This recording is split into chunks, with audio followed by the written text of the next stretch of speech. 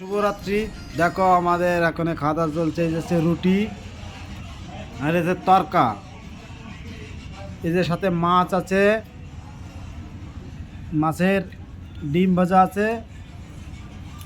আমরা যে রুটি খাচ্ছি, কে কে খাবে? আর ওখানে দুধও আছে, আমেরও ব্যবস্থা আছে দেখো। আর এই যে আমার বাড়ি নুনু বাড়ি।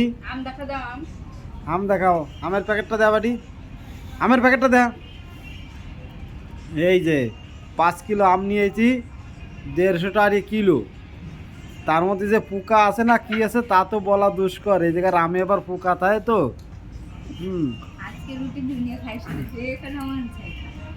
তা কে কে রুটি খাবে চলে এসো। শুভরাত্রি, রুটি বানানো হয়েছে বন্ধুরা।